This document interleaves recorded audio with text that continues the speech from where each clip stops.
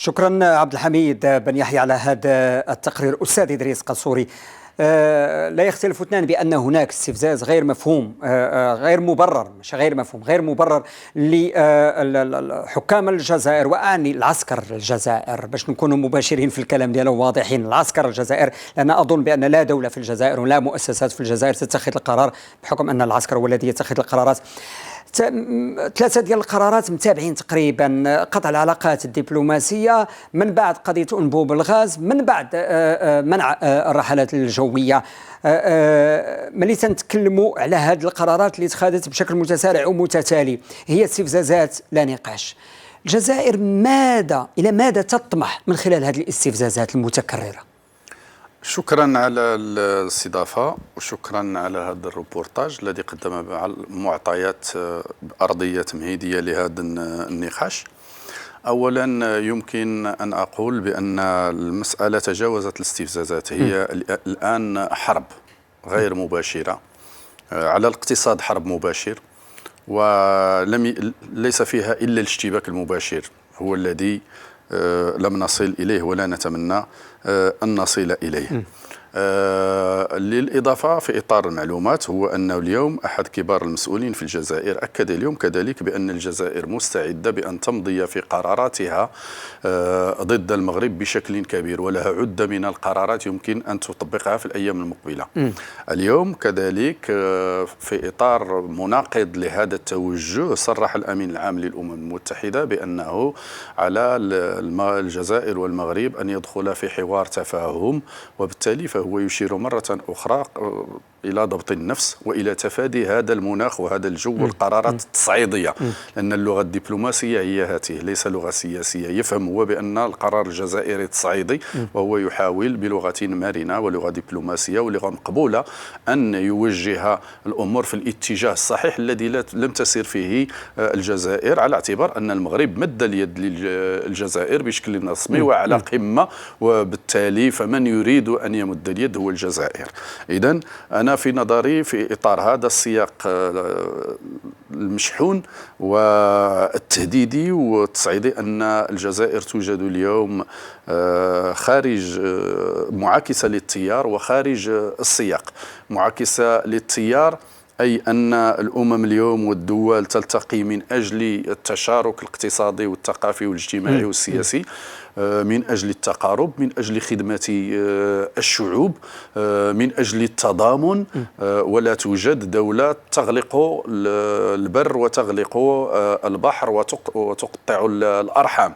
هي خارجة كذلك خارج السياق، لأن السياق الدولي اليوم هو سياق الابتعاد ما أمكن عن الحرب، لأنها بمعنى عن القوة إلى اعتماد القوة المرنة، وبالتالي قوة التفاهم والحوار وحل المشاكل بالتفاهم وبالحوار وبالتفاوض وبجلسات الحوار وبمد اليد، وبل الذهاب بعيدا إلى توطيد العلاقات الاقتصادية من أجل التقاء. وربما الجزائر تسير خارج التاريخ، فلا يمكن أن أكون دولة في الأمم المتحدة وأن أتحدث لغة الحرب مع جار وأن أقطع العلاقات مع هذا الجار في الوقت الذي كان جميع الدول الصديقة والشقيقة والأممية من مختلف القارات تتحدث عن ضرورة التعامل الإيجابي والسلمي مع الجار ومع المنطقة والتعاون مع القارة.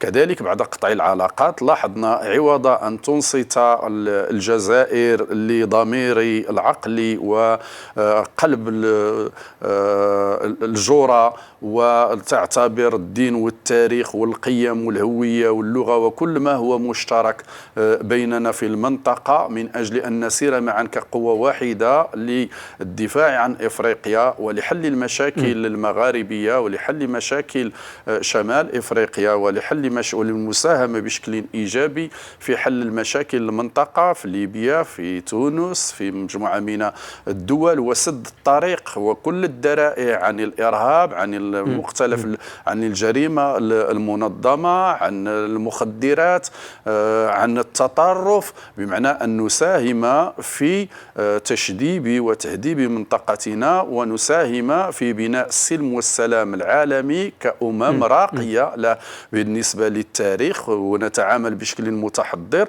نلاحظ أن جميع الدول تدخلوا بعد إغلاق الحدود وتكلموا بشكل صريح وبشكل دبلوماسي سواء ثنائي أو جماعي مع الجزائر، على أساس أن تضبط النفس وأن تتخلى عن لغة الحرب والتهديد، وأن تتعامل مع الجار كما يتطلبه منطق الجوار. ولاحظنا مجموعة من الدول العربية تدخلت ولها قيمتها ولها دورها ولها صوتها ومكانتها الدولية.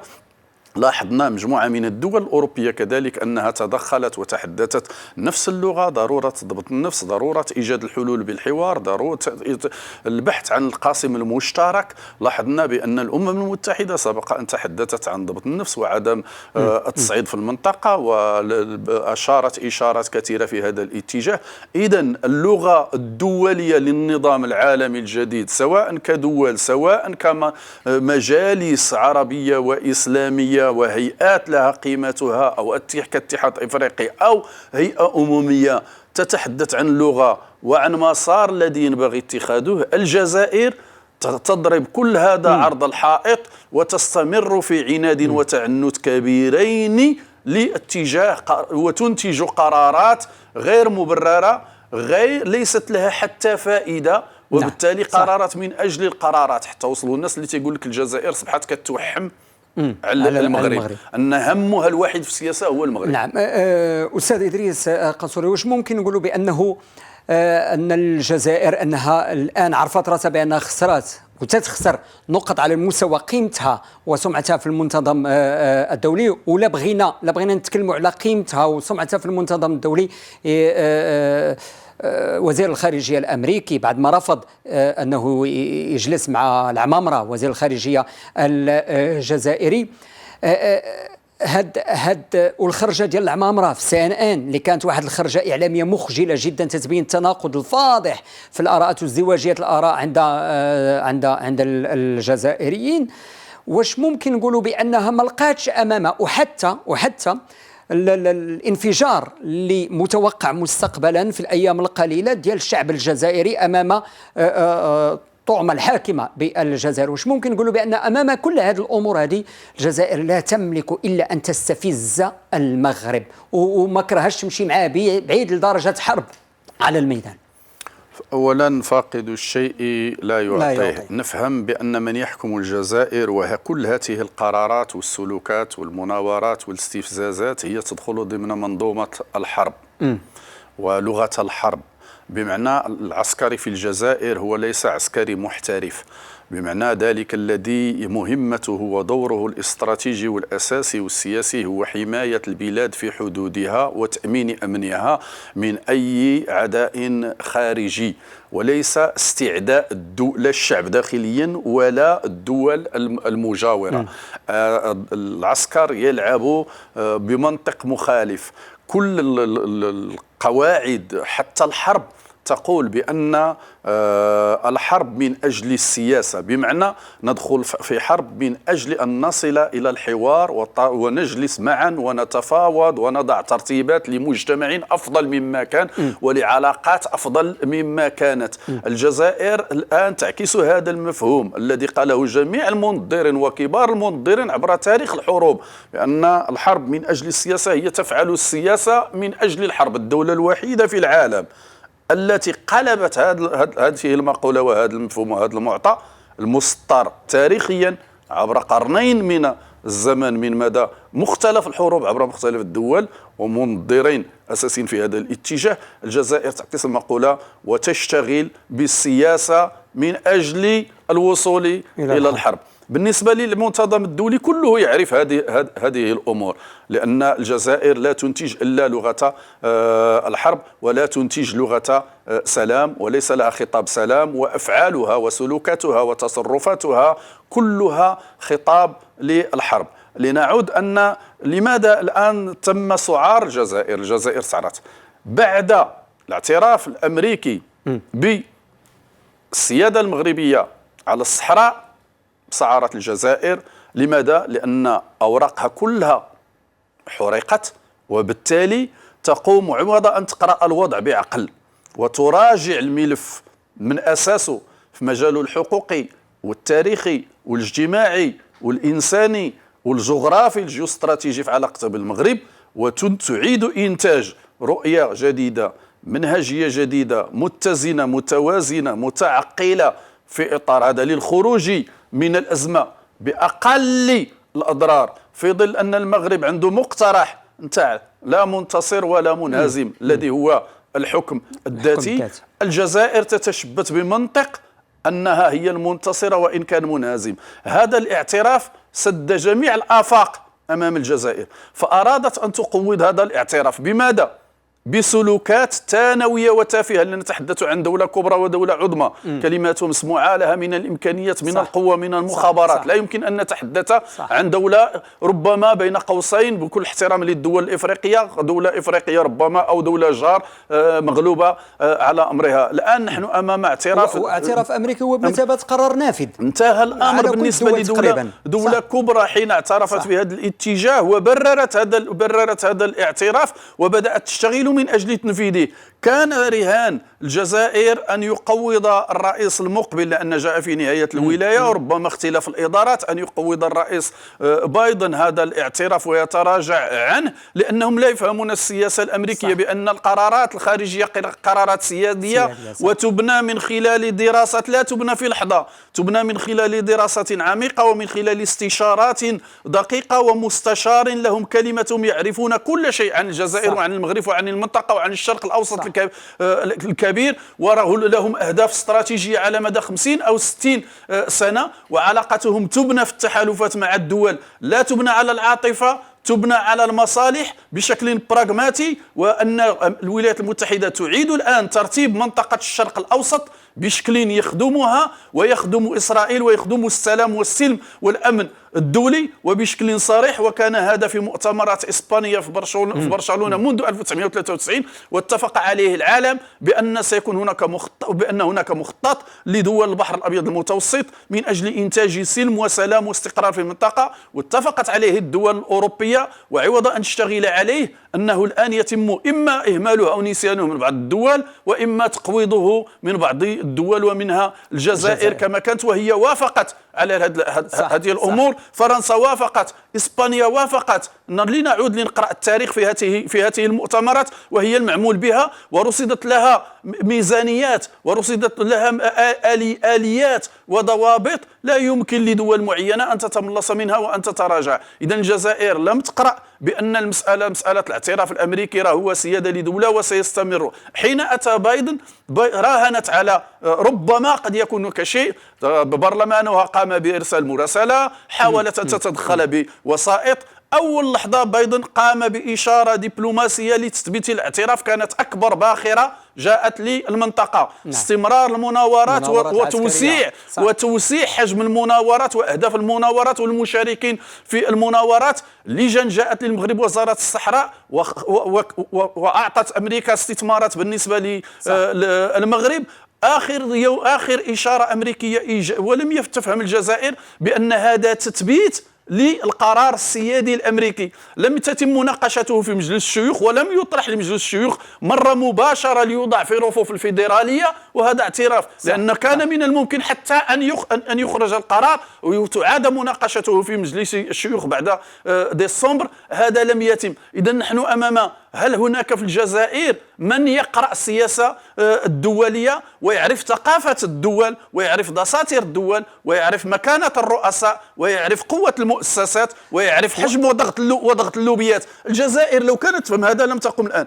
لا يمكن أن أنتج قرار إغلاق الحدود في يوم نجاح انتخابات المغربية وتتمينها بطريقة استثنائية سابقة من طرف الولايات المتحدة التي أشرت عليها على نتيجة نسبة مشاركة 50.18%. هذه فقط تكفي. لأنني الآن أجد نفسي، لماذا السيد بلينكي لم يريد أن يستقبل معمرة؟ لا، السيد لقد مر من الجزائر قبل أن يأتي من المغرب، صح. وتحدث مع الجزائريين وتحدث عن العلاقات، وربما كانت هناك إشارات. تركوه ذهب وأصدروا بلاغات وإشارات بأنهم تناولوا قضية معينة وداروا إشارات بأن ربما سيكون التراجع.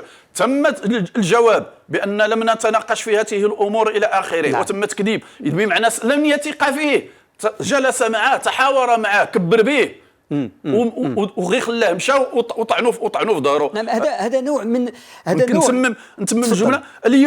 اليوم في نفس النهار فاش انا كندير قرار تجاه المغرب، انت تعلن غلق الحدود. اذا انت ضد سياستي وضد تحالفي. انا ابني تحالف، ابني نسيج، صح. أتمن أثبت، وأنت تقوض.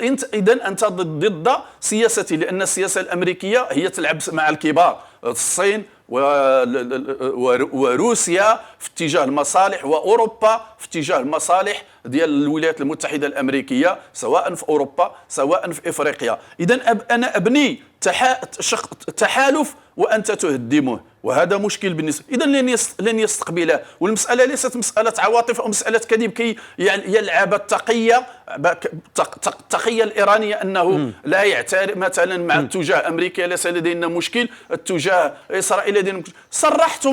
صرحتم تصريحات كثيرة اتجاه إسرائيل، قلتم بأن المغرب أتى بإسرائيل إلى حدودكم وبالتالي أنتم مهددون من دولة فاعلة وكذا وكذا وكذا. هذه الأمور تصير. أنتم كذلك تقومون بأفعال معينة، ليس فقط تصريحات، أفعال محددة في الوقت وفي الزمن ضد السياسة الأمريكية المشتركة مع المغرب، أو ضد السياسة الأمريكية في المنطقة، لأن المغرب أصبح حليفا له. إذا من أنتم؟ ما هي نواياكم؟ ماذا تخدمون؟ هل تخدمون روسيا؟ هل تخدمون طرف آخر؟ هل تخدمون إيران؟ وكلهم أعداء، فلتصرحوا بذلك. إذا أمريكا فاهمة اش كدير. نعم.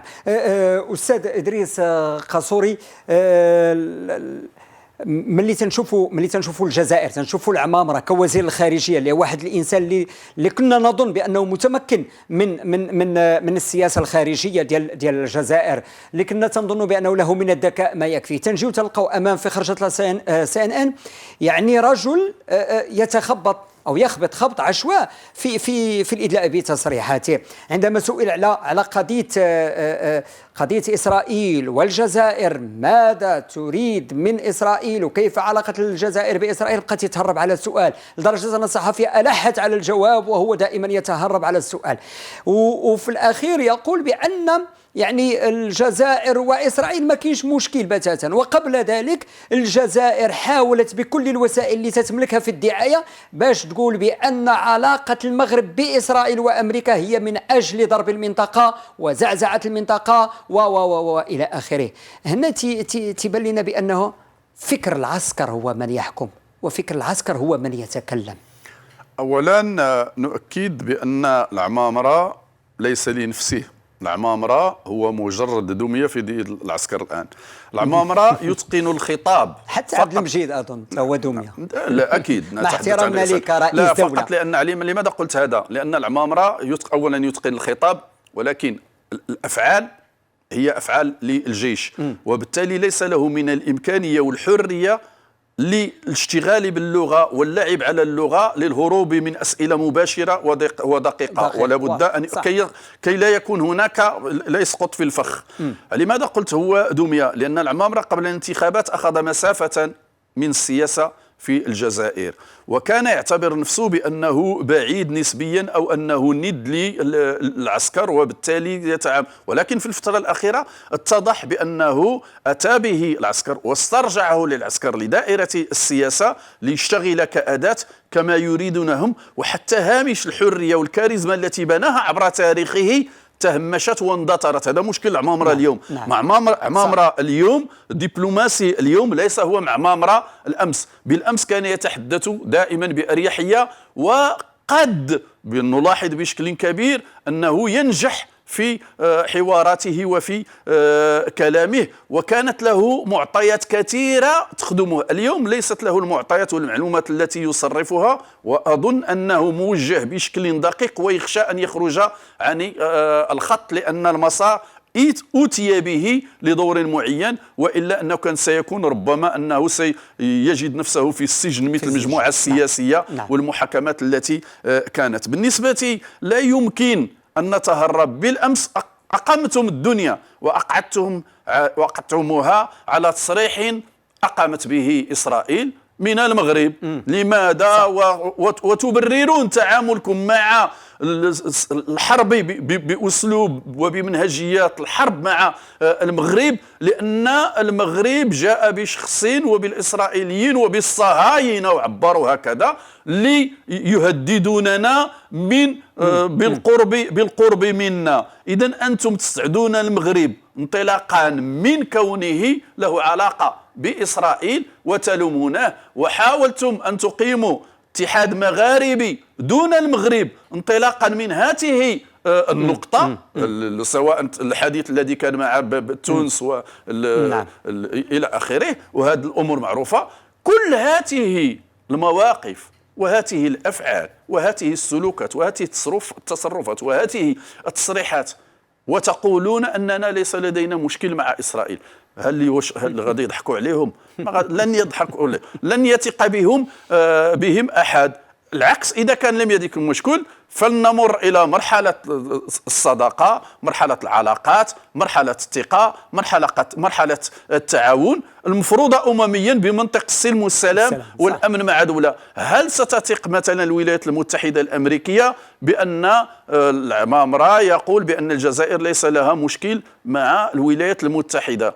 الولايات المتحدة ليس لها مشكل مع الجزائر، لها مصالح في الجزائر وتستفيد من الجزائر، ولكن في إطار رؤيتها للمنطقة ومصالحها للمنطقة. لأن المصالح التي تحكم الولايات المتحدة الآن بالنسبة للشرق الأوسط الكبير والمغرب جزء منه، ليس فقط ما يحددها هو النفط، الحصول على النفط. ممكن أن تحصل على النفط من منطقة أخرى، وبالتالي النفط الجزائري غير محدد، ذلك هو وسيلة لتثمين العلاقات فقط، وربما باش يديروا الخير حتى في الجزائر، أما عندهم هما باش يستغنيوا عليه.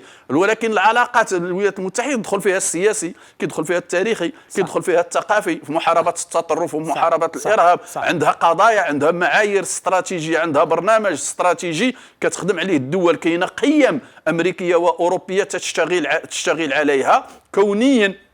إذن كل هذا يحكم العلاقات. ربما علاقة الولايات المتحدة مع المغرب في المجال الديني فقط، في محاربة من أجل محاربة التطرف، قيمته بالنسبة للولايات المتحدة والتهديدات التي عرفتها أن أكبر بكثير من مصلحتها مع النفط الجزائري. فعلى الجزائر أن تفهم هذا، لأن هذا ممكن أن يعوض بالنسبة لأمريكا، ولكن لا يمكن أن تجد حليف استراتيجي له خطة شاملة لمحاربة التطرف والإرهاب منذ 2001، ونجح فيها وأصبح نموذجا ومتميزا فيها، وأصبح يصدرها للدول في إطار تقاسم التجارب والخبرات، وبالتالي اشتغل عليها. إذن المغرب يشتغل بملفات لا تستطيع الجزائر.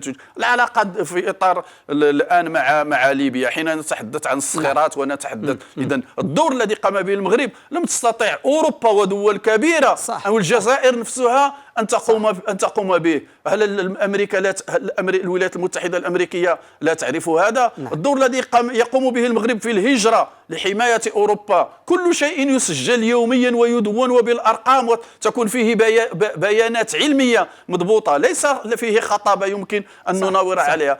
محاربة الإرهاب، محاربة المخدرات، البيئة، المناخ. الدور المغرب الآن أصبح معروف وتميز في مجموعة من القضايا، ولهذا الولايات المتحدة لن تتخلى عنه. الولايات المتحدة إذا فهم الجزائر، وسنقولها بصراحة، الولايات المتحدة سترقي المغرب صناعيا واقتصاديا وسياسيا، وستعطيه مكانة فضلة ومهمة دوليا، وهي في حاجة للمغرب في المنطقة المغربية وفي إفريقيا، أراد من أراد وأبى من أبى. لأن المغرب الآن يشكل هو ذلك الجسر ما بين العالم الشمال وعالم الجنوب، يعني أوروبا وخاصة الولايات المتحدة الأمريكية وإفريقيا. ونحن نعرف بأن مستقبل العالم هو في القارة الإفريقية من ناحية المواد الأولية والمعادن وغيرها والطاقة البشرية إلى آخره. فهذا الجسر لابد أنه يتقوى.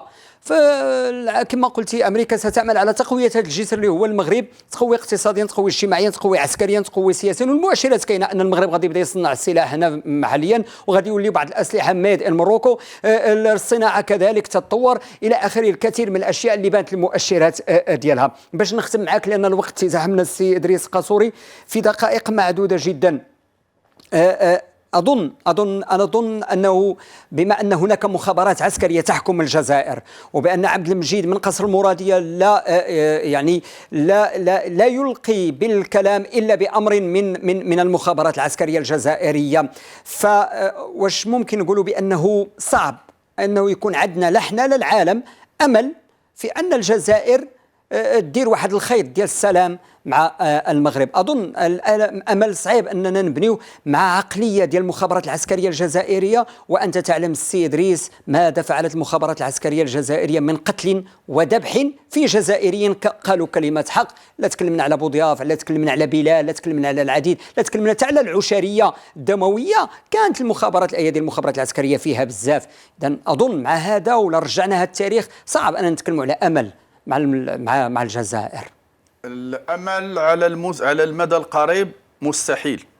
الأمل في ظل النظام الحالي بالعقيدة المتوارثة منذ وقبل استقلال الجزائر، ومن في البدايات العداء تجاه المغرب، لأن المغرب لقنهم درس خدا استقلاله في أقرب وقت وعرف يوجه الاستقلال ديالو، وكان عنده يد كبيرة للجزائريين، وبالتالي كيحسوا بالذكاء ديالو والتفوق السياسي ديالو أكبر منهم، رغم أنه إمكاناته صغيرة. استطاع يصمد في أزمات مستوى الأزمات الاقتصادية والاجتماعية والانقلابات إلى المحاكاة ضده في واحد المجال وواحد الفكر الذي كان سائد في مرحلة معينة، واستطاع الآن أنه يبني بنية تحتية كبيرة ويرسم آفاق استراتيجية صناعية واقتصادية ناجحة، ويربط تحالفات كبيرة ويدير اختراق كبير في إفريقيا وفي الاتحاد الإفريقي وفي الدول الإفريقية بالنسبة للقنصليات، كذلك في دول آسيا. يبدأ الآن يتحاور بالند للند مع الدول الأوروبية، بدأ لا يتسامح في قضايا الاستراتيجية والوطنية، ويشتغل مساهم دولي لا يمكن تجاوزه. الآن إذا اعتبرنا الشرق الأوسط هناك قوس من إسرائيل وفلسطين إلى المغرب والجزائر، فلا بد الولايات المتحدة أن هذا القوس أن يكتمل وتحافظ على هذا القوس بكل ما فيه. دول الخليج في الوسط وفلسطين وإسرائيل من هذا الطرف، والمغرب والجزائر والدول المغربية في الجزائر. إن أرادت الجزائر أن تلتحق بالركب فمرحبا، وسيتم احتوائها وتقديم المساعدة لها وإخراجها من المستنقع الذي ينجرف نحو الحضيض. إن لم تريد الجزائر كذلك، فالمنتظم الدولي الآن هو عنده 3 سنوات يراهن عليها بأن الجزائر لم تصل بعد إلى تلك، هي ذاهبة في الانجراف، ولكن لحد الساعة لم تصل إلى مستوى الانفجار الكلي الداخلي كي تتهيب المنظومة الدولية لتأخذ موقف ماذا ستفعل، ولكن يتهيأ ربما لتكون عملية جراحية من الداخل قد يقوم بها ضباط الجدد أو الضباط الصغار من داخل الجزائر، وبالتالي تمر إلى مرحلة الدستورية ومرحلة انتقالية داخل الجزائر تفاديا، لأنهم يعرفوا النظام الجزائري نظام دموي، وأنه العشرية أعطت نموذج أكثر بكثير من القذافي، وسيدفع الشعب الثمن. والمنتظم الدولي لا يريد الشعب الجزائري أن يدفع الثمن بشكل كبير. نرى في حالة السلم ماذا يفعله النظام العسكري. أما إذا كانت هناك حراك كبير وانفجر الحراك اجتماعيا بشكل كبير في الجزائر، فسنرى حقيقة العقيدة العسكرية الجزائرية. إذن المنتظم الدولي يريد أن يحتوي الجزائر، أمريكا تريد أن تحتوي الجزائر بطرق سلمية وتقدم لها الخدمات، والمغرب كذلك أنه يحتوي الجزائر ويشتغل معها في إطار مسؤولية وموضوعية لخدمة المنطقة والشعوب ولخدمة إفريقيا دون استعلاء ودون استقواء. نتمنى أن تفهم الجزائر هذه الرسالة، وإلا بعد مدة سترى هذا ما قلته بأنه سينفذ في أرض الواقع. نعم. وصديقين نتمنى من الحكام في الجزائر أنهم يبدلوا العقلية ديالهم العسكرية اللي مرتبطة بالحديد وبالنار وبالقرارات المجنونة اللي دائما عواقبها ما تكون سلبية وعلى الجميع. إذا تتمنوا يرجعوا للصواب ديالهم، لأن المصير ديال المنطقة مرتبط بعيش بسلام، ومرتبط بأن يكون واحد التكامل والتناغم في علاقة الدول المغاربية جميعا، ما يكونش تنافر سيؤدي إلى تشتيت المنطقة رغم روابط التاريخ واللغة والدين وغير ذلك للأسف الشديد.